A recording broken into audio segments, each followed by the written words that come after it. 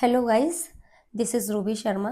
तो आज मैं एसबीआई इंटरव्यू का एक्सपीरियंस शेयर करने जा रही हूँ, जो कि मैंने इंटरव्यू अटेंड किया था एसबीआई सिक्योरिटीज़ ने, जो कि कैपिटल मार्केट से डील करती है।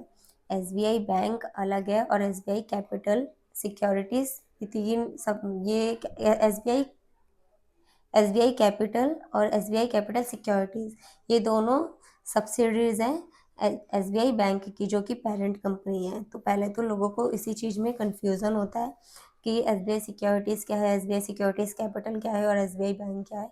तो इन तीनों में आपको डिफरेंस पता चल गया।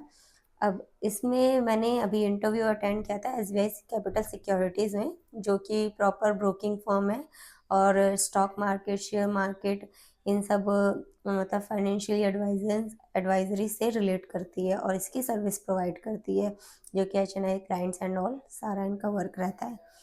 तो इसमें मैंने अप्लाई किया इंटरव्यू के लिए। पहले तो इसमें दो तरीके होते हैं अप्लाई करने के, या तो आप सीधा पोर्टल से अप्लाई करके जाओ इंटरव्यू के लिए, या तो फिर आप किसी का रेफरेंस से जाओ।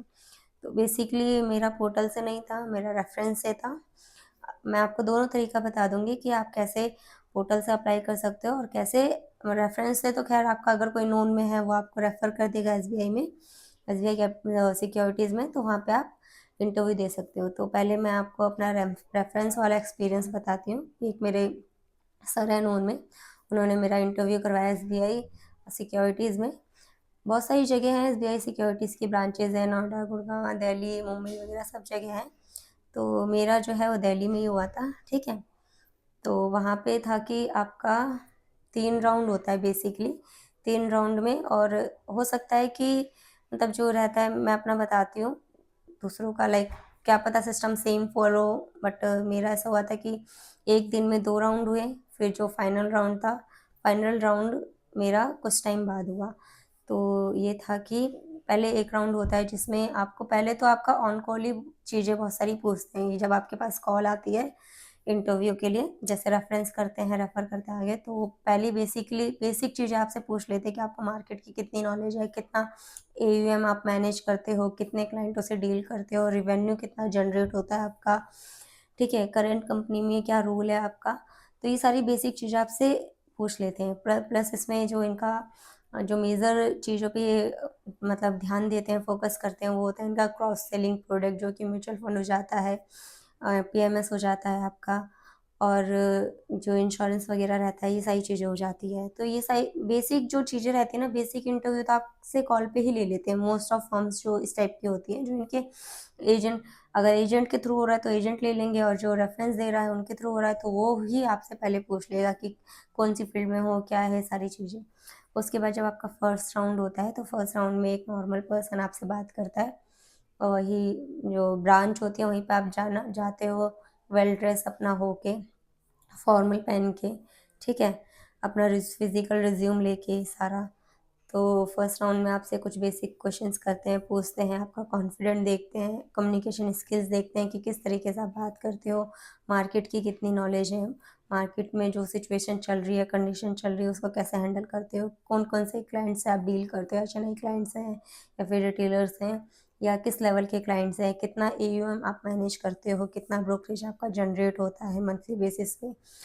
प्लस फिर इसमें ये भी रहता है कि आप इंश्योरेंस, म्यूचुअल फंड, ये सब कितना करवाते हो, क्या रहता है कि बेसिकली एम्प्लॉय को वो जो वहाँ के मतलब जो आपको हायर कर रहे हैं उनका कंसर्न ये रहता है कि आप कंपनी को रेवेन्यू दे पाओगे या नहीं, उनका स्ट्रेस लेवल हैंडल कर पाओगे या नहीं, क्योंकि मार्केट सिचुएशन बहुत ख़राब होती है किसी टाइम पे, और जब क्लाइंट उस टाइम पे हाइपर होता है, उसको उसका लॉस हो जाता है, बड़ी पोजीशन रहती है, तो वो सब चीज़ें आप हैंडल कर पाते हो या नहीं। तो ये सारी चीज़ें वो देखते हैं कि आपने ये सब काम कर रखा है या नहीं। प्लस आपको टर्मिनल ऑपरेट करना आना चाहिए।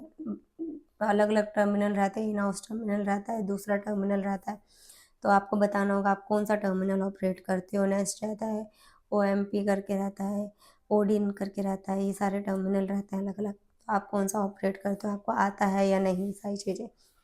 तो फर्स्ट राउंड में मेरे से यही क्वेश्चन किया। सेकेंड राउंड में फिर मेरे से थोड़ा सा और डीपली मतलब बात किया, जब उसी उसी दिन मेरा सेकेंड राउंड भी हुआ था। 10-15 मिनट का गैप देके 10-15 मिनट का गैप देके जो उनसे सीनियर होंगे वो थे मेरे जो पहले हुआ था मेरा वो नॉर्मल पर्सन होंगे, वहाँ पे बिजनेस ऑपरेशंस देखते होंगे। जो दूसरा राउंड हुआ था वो मेरा क्लस्टर हेड से हुआ था, क्लस्टर हेड एसबीआई सिक्योरिटीज़ के, उनसे हुआ था, उनका नाम नहीं पता मुझे। तो उन्होंने मेरा इंटरव्यू लिया, उन्होंने मुझसे बेसिक चीज़ें, फिर मतलब बेसिक नहीं, बेसिक से थोड़ा सा ऊपर पूछा कि सारी चीज़ें कैसे रहती है, कैसे मतलब सिचुएशन, वही फिर से कुछ चीज़ें दोबारा रिपीट हुई थी, कैसे सिचुएशन हैंडल करते हो, कितना रिवेन्यू अभी बन रहा है।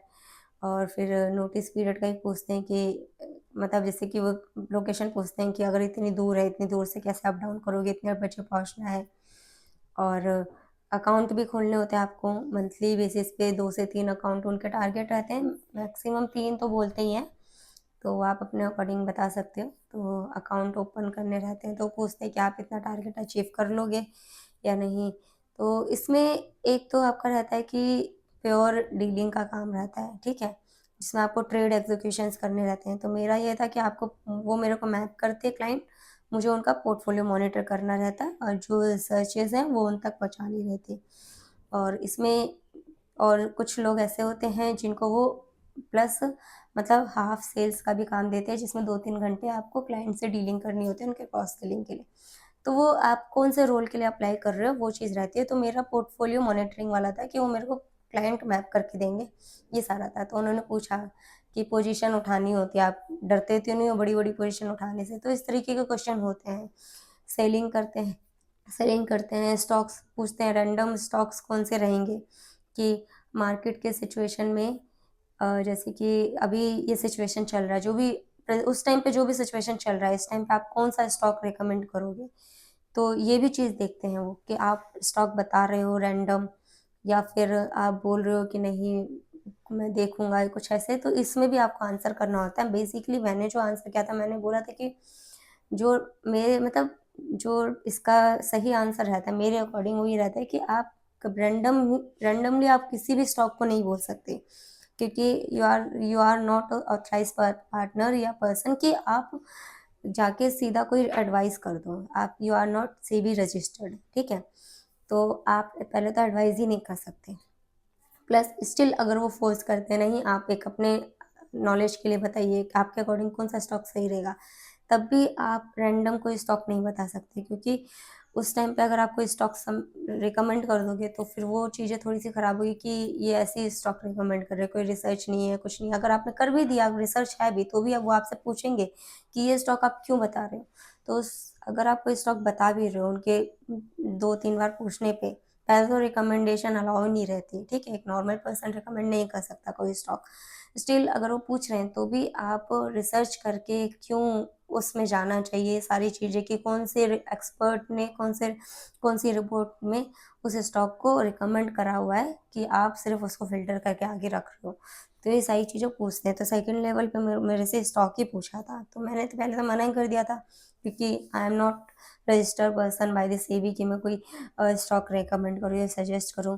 बट फिर भी 2-3 बार पूछने पे मैंने 1-2 स्टॉक बताए थे जो कि मोतीलाल और एंजल वन या किसी ब्रोकिंग फर्म ने ऑलरेडी मनी कंट्रोल और कोई सोर्सेस पे रिपोर्ट्स दे रखे थे, तो उसको मैंने पढ़े थे। उसके अकॉर्डिंग मैंने बताया कि किसने ये स्टॉक दिए हैं और मेरे अकॉर्डिंग ये क्यों सही है, इसको क्यों हम अपने रडार पे रख सकते हैं। तो इस तरीके से 1-2 स्टॉक मैंने बताए थे। तो ये मेरा सेकंड राउंड का हुआ था एक्सपीरियंस। फिर जो फाइनल राउंड रहता है वो होता है ज़ोनल हेड के साथ। तो ज़ोनल हेड फाइनल करते हैं कि आपको मतलब हायर करना है या नहीं करना है, सारी चीज़ें। तो इस तरीके से रहता है। तो ये मेरा फाइनल का था। मेरे और भी इंटरव्यूज़ हुए हैं, क्योंकि मैं इंटरव्यू देती हूँ, सारी चीज़ें एक्सपीरियंस अपना बेसिकली इस वीडियो में मैं अपना एक्सपीरियंस आपसे शेयर करती हूँ। अगर मैं 10 कंपनी में मतलब इंटरव्यू दे रही हूँ तो मैं 10 कंपनी को जॉइन नहीं कर सकती। जॉइन तो मैं किसी ना किसी एक कंपनी को करूँगी। बेसिकली अभी मैं कोटक सिक्योरिटीज़ में वर्किंग हूँ। तो बहुत सारी चीज़ें अलग-अलग रहती हैं। तो जैसे रहता है ना कि हाँ ठीक है, आपको एक्सपीरियंस करनी चाहिए हर चीज़ें, सारी चीज़। तो ये वही था कि अभी मैं आप लोग को सिर्फ़ एक्सपीरियंस बता रही थी कि मेरा एसबीआई का ये एक्सपीरियंस रहा है। और भी मैंने 1-2 कंपनी में इंटरव्यू दिए हैं, उनका भी मैं एक्सपीरियंस आप लोगों से शेयर करूँगी अपनी दूसरी वीडियो में। तो अगर आपको मेरी इस वीडियो से कोई क्वेश्चन है तो आप कमेंट कर सकते हो। बाकी जो फाइनल राउंड था, फाइनल राउंड में आपका सिर्फ सैलरी डिसाइड होता है और जो आपका टाइमिंग वाइमिंग जो KRA वगैरह JD रहेगा, वो फाइनल राउंड में सिर्फ ये डिसाइड होता है। फाइनल राउंड में ज़्यादा आपसे कोई क्वेश्चन करते नहीं, क्योंकि फाइनल राउंड तक जो रहता है वो यही रहता है कि आपसे सिर्फ सैलरी डिसाइड करेंगे और कुछ नहीं, और बाकी जॉइनिंग का टाइम वाइम। तो जो मेन रहता है आपका फर्स्ट और सेकंड राउंड ही रहता है, जिसमें सेकंड राउंड में कंफर्म होता है कि आप आगे जाओगे या नहीं, फाइनल क्या रहेगा। तो ये मेरा एक्सपीरियंस था और काफ़ी अच्छा एक्सपीरियंस था। SBI सिक्योरिटीज़ के जो फैकल्टी हैं, जो लोग हैं, काफ़ी ज़्यादा प्रोफेशनल है, काफ़ी एथिक्स फॉलो करते हैं। They are very well being person कि how to manage the system, how to manage the everything, तो and how to treat with the people. तो उनका ऐसा रहता है कि सब चीज़ें सिस्टम के अकॉर्डिंग वर्क करें, सिस्टम से बाहर कुछ भी ना जाए, क्योंकि कुछ फर्म्स ऐसी होती है कि कुछ भी चल रहा है, फर्म्स में कुछ भी कर रहे हैं। तो जनरली अगर ऐसा रहता है कि कंपनी आपको चूज़ कर रही है एज अ एम्प्लॉय, एज, तो वहाँ पे आपका भी राइट रहता है कि आप अगर कोई भी कंपनी चूज़ कर रहे हो तो आप वहाँ का एनवायरनमेंट, वहाँ के जो स्टाफ हैं, वहाँ के लोग हैं, उनका मैनेजमेंट कैसा है, सिस्टम कैसे वर्क करता है, ये सारी चीज़ें आप भी देखो, क्योंकि आफ्टर ऑल आपको वहाँ पे 2-3 साल 4 साल अपना देना पड़ता है ना। तो अगर आप किसी ऐसे एनवायरनमेंट में जाओगे जहाँ से नेगेटिव वाइब है, चीज़ें सही नहीं है, तो वहाँ पे आप काम नहीं कर पाओगे। अब पहले से ही आपको काम का स्ट्रेस रहेगा, KRA आपको फुलफ़िल करना रहेगा, और अगर आपको एनवायरनमेंट पसंद नहीं आएगा, वो चीज़ नहीं होगी, तो फिर आप KRA भी फुलफ़िल नहीं कर पाओगे। तो बेसिकली ये रहता है। बाकी SBI सिक्योरिटीज़ का मेरा एक्सपीरियंस जो रहा है वो काफ़ी अच्छा रहा है। वहाँ का इंफ्रास्ट्रक्चर, वहाँ का सिटिंग एरिया, पूरा जो उन्होंने पूरा बना रखा, काफ़ी अच्छा है, एकदम नीट एंड क्लीन जगह। जो स्टाफ है वो भी काफ़ी अच्छे हैं, बहुत ही ज़्यादा, मतलब बात करने से, रिसेप्शन पे अंदर बैठने से सब अच्छा लगा। बाकी तो ये रहता है कि हाँ, जब आप वहाँ पे काम करते हो तब और डीपली आपको समझ आता है। बट हाँ, अच्छा था काफ़ी एक्सपीरियंस। आगे जो भी और मेरा एक्सपीरियंस है उसके ऊपर भी मैं वीडियो बनाऊँगी। आज के लिए बस इतना ही, मिलते हैं नेक्स्ट वीडियो में। Bye bye. Thank you for watching.